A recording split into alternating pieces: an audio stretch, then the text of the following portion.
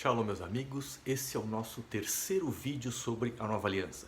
Nos vídeos anteriores nós falamos sobre a definição bíblica da Nova Aliança e por que existe a necessidade de uma Nova Aliança. Hoje nós vamos tratar daquilo que o autor de Hebreus fala, num versículo muito polêmico, de que a Nova Aliança torna a anterior obsoleta e está prestes a desaparecer. Será que ele falou realmente isso, gente? O livro de Hebreus, ele é muito teológico, ele é muito profundo teologicamente falando, tá? Eu tenho no meu site um curso completo sobre todos os capítulos do livro de Hebreus. Ele foi escrito por um judeu para judeus logo após a destruição do templo, dizendo para os judeus como é que eles iriam viver sem a existência do templo.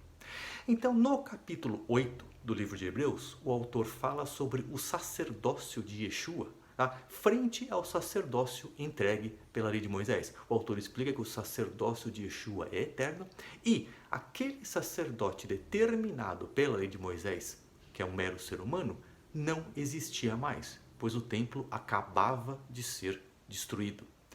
E aí, curiosamente, depois de 6 versículos, ele chega no versículo 7 do capítulo 8 e diz o seguinte: Hebreus capítulo 8, versículo 6, essa tradução da Almeida está perfeita. Pois, se aquele primeiro fora sem defeito, nunca se teria buscado lugar para o segundo. Reparem que a Almeida coloca no masculino, pois se trata do sacerdócio e não inclui a palavra aliança, porque ela não existe. Olha King James: ora, se aquela primeira aliança, palavra que não existe, não tivesse imperfeições, não seria necessário buscar lugar para a segunda. Esta palavra aliança não existe nos manuscritos em grego. Você pode consultar todos os manuscritos disponíveis.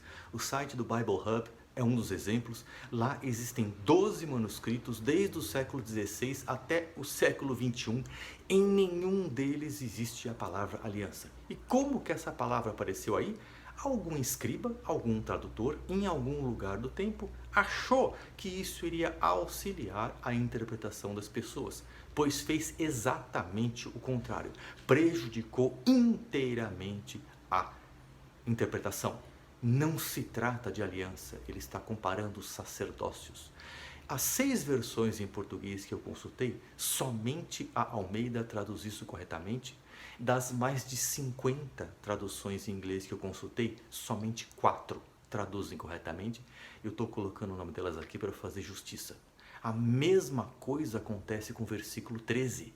Não existe a palavra aliança, então ele fala que o novo está tornando o anterior obsoleto, que está prestes a desaparecer. Não existe a palavra aliança nesse versículo, ele está falando do sacerdócio.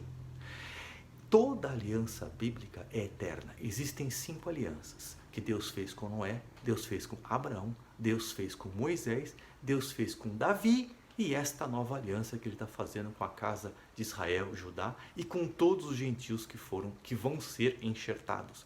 Em todas as alianças, Deus diz que aquilo é para sempre. É impossível uma aliança anular a aliança anterior. Se fosse possível, Deus iria destruir o planeta.